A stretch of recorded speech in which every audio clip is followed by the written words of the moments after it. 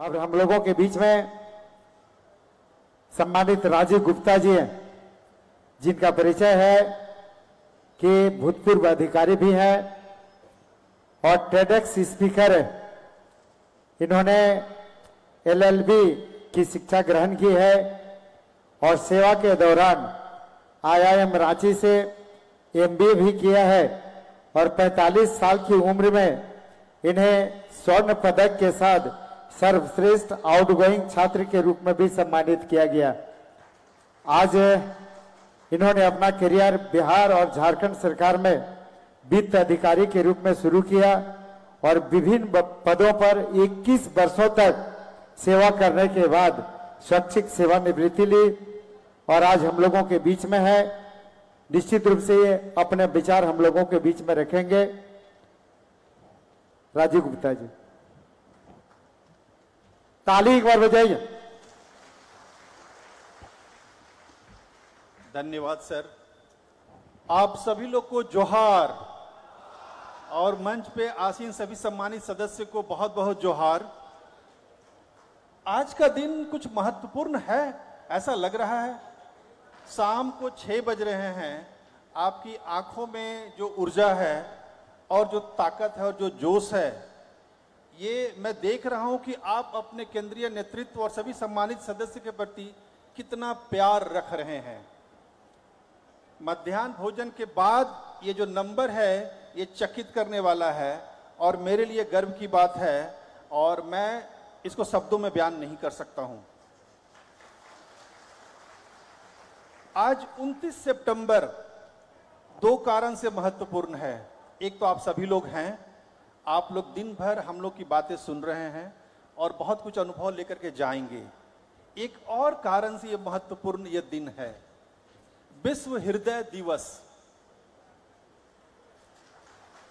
कि अपने हृदय को, अपने दिल को मजबूत कैसे करना है, उसके लिए पूरे विश्व में यह दिवस मनाया जा रहा है। आपको मालूम होगा, अगर नहीं मालूम होगा तब भी अपने दिल को मजबूत बनाना है। और मजबूत कैसे बनाएंगे? डॉक्टर के पास जाकर के नहीं, दवाइयां खा करके नहीं, प्रेम और उल्लास के साथ जीवन में रह करके आप अपने जीवन को अच्छा बना सकते हैं। और ये मुझे लग रहा है, मुझे दिखाई दे रहा है कि आप यहाँ पे उस ऊर्जा के साथ में हैं कि आप अपने जीवन को सफलता के साथ साथ में कुछ नए पैमाने को भी गढ़ना चाहते हैं। तो ये 29 सितंबर आप अपने जीवन में आत्मसात कर लीजिए।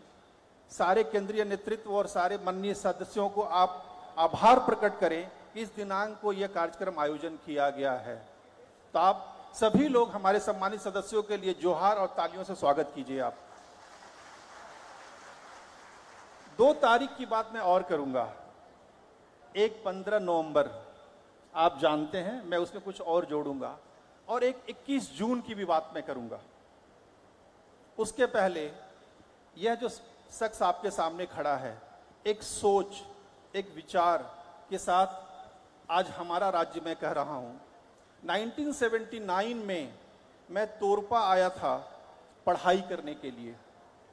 1983 में मैंने मैट्रिक की परीक्षा पास की तोरपा जैसे स्कूल से।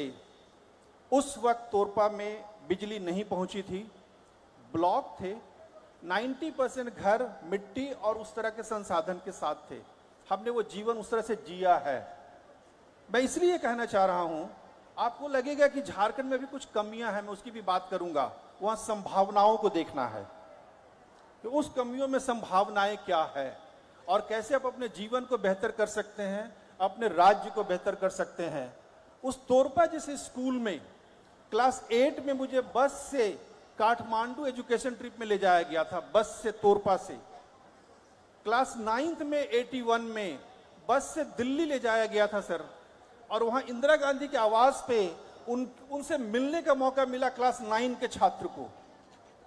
ये जो अनुभव रहा, ये जो स्मृति है, आज तक हमारे पटल पे है। क्लास 10th में उस स्कूल से मुंबई ले जाया गया, जहां पे हम लोग अलग अलग जगहों को देखे हैं। क्लास 8, 9, 10 मैं आपसे पूछता हूं, अगर आपके बच्चे बुंडू, तमाड़, सोना हाथू, बरंडा और तोरपा, खूंटी, बसिया, सिमडेगा में अगर पढ़ाई कर रहे हैं ये मौका मिलेगा, ये चिंतन का विषय है, ये आत्म मंथन का विषय है कि हम प्रगति और विकास में आगे बढ़े हैं या हम पीछे छूट गए हैं। आज हमारा राज्य 23 साल बनने के पश्चात कह रहे कि हम आगे बढ़ रहे हैं। There are so many thing कि हम बहुत चीजों में आगे बढ़े हैं। आधारभूत संरचना में अच्छे हुए, रोड अच्छी हुई है, बिजली अच्छा हुआ है, हेल्थ सर्विसेज बहुत हद तक बहुत अच्छा हुआ है। कमी कहां रह गई है?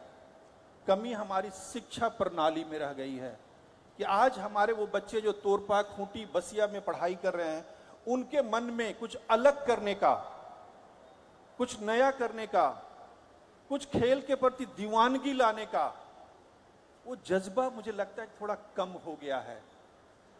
1983 जब मैंने मैट्रिक परीक्षा पास की, उस साल भारत ने एक बहुत बड़ा कारनामा किया था। आप जानते हैं सर, भारत ने विश्व कप जीता था क्रिकेट में। ये हमेशा हमारे जहन में है। आपके जहन में वो यादें क्या है, ये आपको देखना चाहिए। आज हम यहाँ झारखंड में प्रकृति, पर्यावरण और संस्कृति की बातें कर रहे हैं। रश्मि सर के सुनने के बाद लगा सर रश्मि रथी की बातें कर रहे हैं, और जिस ओज और प्रजोश से उन्होंने अपनी बातों को रखा, उसके बाद तो मुझे लगा मुझे कुछ कहना ही नहीं है, बट फिर भी मैं अपना कुछ अनुभव साझा करूंगा। हम लोग बहुत ही भाग्यशाली हैं कि झारखंड राज्य को प्रकृति के रूप में अनमोल प्रकृति का उपहार मिला है। चाहे जल, जंगल, जमीन की जो बातें हम कर रहे हैं, उसके लिए हमको गौरव होना चाहिए। हम लोग भाग्यशाली हैं। बचाने की जिम्मेवारी हमारी है।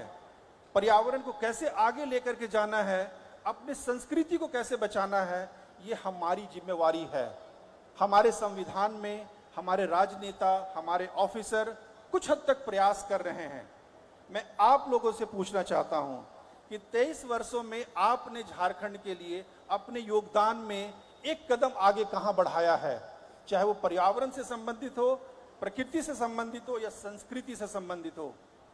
आज पूरे विश्व में आप देखें, पूरे विश्व में पर्यावरण, क्लाइमेट, ग्लोबल वार्मिंग की बातें हो रही है, और लोग बहुत चिंतित हैं कि अगर हमारा ये प्लानेट, ये धरती अगले 10 सालों में 1.5 से 2 डिग्री ज्यादा गर्म हो गया तो बहुत सारे देश के जो किनारे हैं समुद्र में वो डूब जाएंगे, बहुत सारे टापू हैं वो डूब जाएंगे।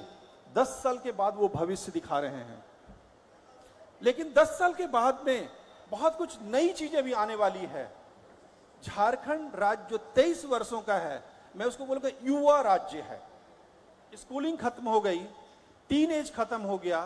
23 साल में लोग करीब करीब पीएचडी कर लेते हैं या पोस्ट ग्रेजुएशन कर लेते हैं। तो आपका झारखंड पोस्ट ग्रेजुएट करके पीएचडी डिग्री के साथ में आगे बढ़ रहा है।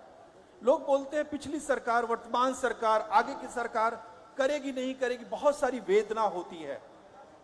मैं कहता हूं कि हमारे जितने भी मुख्यमंत्री हुए हैं, लेट अस डोंट उनको कहें कि भूतपूर्व मुख्यमंत्री हैं, वो एक्स चीफ मिनिस्टर नहीं है, एक्स हमारे डिप्टी सीएम नहीं है, हमारे एक्सपीरियंस डिप्टी सीएम सर हैं, आपके सामने बैठे हुए हैं। सर के लिए जोरदार तालियां आपका होना चाहिए।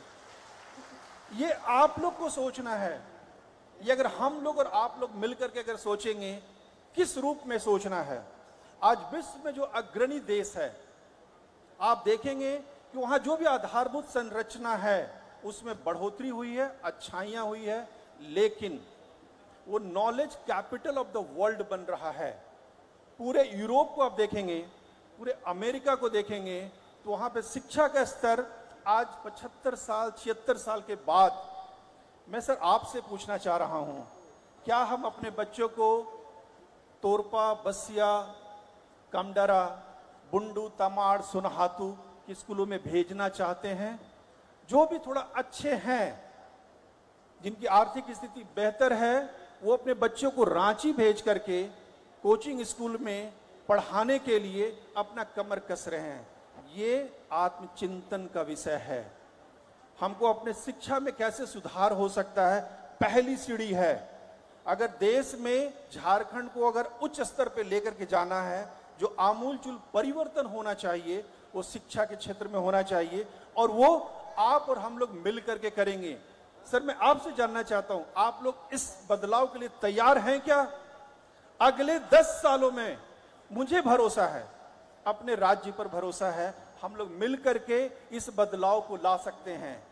यह झारखंड राज्य, लोग कहते हैं नैसर्गिक गुण है खेल, जो खेल यहाँ है, खेल प्रेमी है, जो संस्कृति है, जो यहाँ का कला है, जो यहाँ का डांस फॉर्म है, जो यहाँ का म्यूजिक है, संगीत है, अद्भुत है।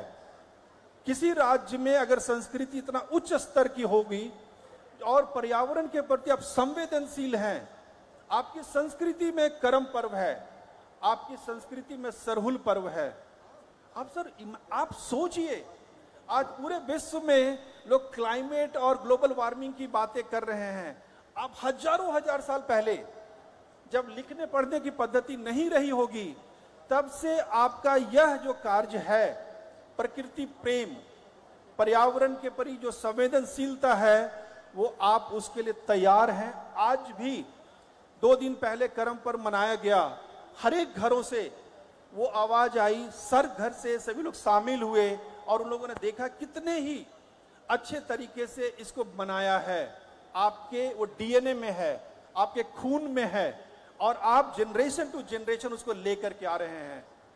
तो इसके लिए आप सभी लोग, मैं बोलूंगा कि भाग्यशाली हैं कि यह कल्चर, यह संस्कृति आप लेकर के चल रहे हैं। शिक्षा में जो बदलाव आप लाएंगे, मिल करके लाएंगे। मैं आप लोगों से एक और व्यक्तिगत गुजारिश करूंगा, अगर आप चीजों को कंप्लेन मोड में देखते हैं कि रोड खराब है, नाली ठीक से काम नहीं कर रहा है, बिजली खराब है, सर बदलाव नहीं आएगा। हम लोगों ने अपना छात्र जीवन लालटेन में, डिबरी में और पता नहीं किस तरह से पढ़ाई करी है। क्लास 10 तक तो बिजली नहीं मिली थी, लेकिन जहां पहुंचना चाहते थे, ऊपर वाले का आशीर्वाद, माँ बाप का आशीर्वाद, आप लोगों का आशीर्वाद की वजह से वो बनने का मौका मिला। लोग मुझसे पूछते हैं, राजीव आप एक अच्छे पदाधिकारी के रूप में झारखंड में और बिहार में आपने काम किया है, ये रिटायरमेंट क्यों? मैं इसका एक छोटा सा जवाब देता हूं आप लोगों को। मुझे कभी भी जितने भी वरीय पदाधिकारी थे, आफ्टर रिटायरमेंट वो एक नेम प्लेट लगाते हैं, रिटायर्ड पदाधिकारी, retired commissioner, retired joint commissioner. मुझे सबसे चिढ़ थी कि मैं रिटायरमेंट को समझना चाहता था कि जीवन का जो अंतिम काल होगा तब मैं रिटायर करूंगा। इसलिए मैंने अपने 45-40 साल की उम्र में स्वैच्छिक सेवानिवृत्ति के लिए आवेदन दिया, सरकार ने उसको माना। आज आपके साथ मैं खड़ा हूं। मेरा व्यक्तिगत कोई महत्वाकांक्षा नहीं है। मैं इस राज्य में करीब 35 साल मैंने समय दिया है। आपको उम्र से ताज्जुब होगा, आज मुझे लगता है कि मैं 56-57 का हो चुका हूं और आगे ऊपर वाले की मर्जी और आशीर्वाद होगा। आगे कब तक सांस लिखी है मुझे पता नहीं है। मैं एक चीज कहना चाहता हूं, 3 सालों में मैंने झारखंड को बहुत नजदीक से देखा है। जब मैं पदाधिकारी था तब भी देखा है, आज जब मैं देख रहा हूं, और विभिन्न कार्यक्रम के माध्यम से। अभी 20 अगस्त को हमने रांची में 13 माउंट एवरेस्ट क्लाइंबर को पहली बार इंडिया में एक कार्यक्रम के दौरान बुलाया था और 70वां वर्षगांठ माउंट एवरेस्ट क्लाइंबिंग का मनाया गया। मुझे सर बाद में पता चला लंबोदर महतो जी के बेटे माउंट एवरेस्ट के लिए गए थे और किसी कारण से एक कैंप पीछे रह गए हैं। मैं गुजारिश करूंगा सर आप अगले साल जरूर उनको भेजें और हमारी टीम और हमारे लोग इसको मार्गदर्शन करेंगे। झारखंड को स्पोर्ट्स का हब बना सकते हैं, झारखंड को स्पोर्ट्स कैपिटल ऑफ इंडिया बना सकते हैं, झारखंड को शिक्षा का हब बना सकते हैं।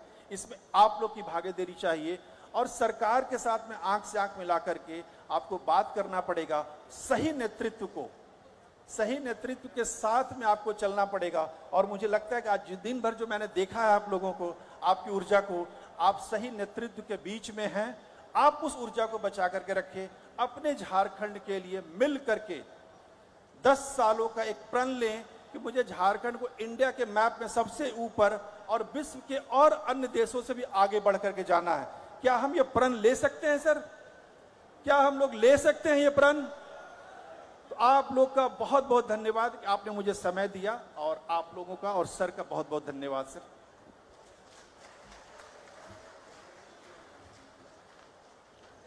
आपने कुछ देर पहले हम एक वक्ता को सुना था, आपने राजीव गुप्ता सर को, बहुत ही उत्प्रेरक वक्ता थे। अब मैं केंद्रीय अध्यक्ष महोदय से आग्रह करूंगा कि राजीव गुप्ता सर को अंग वस्त्र प्रदान कर उन्हें सम्मानित करें।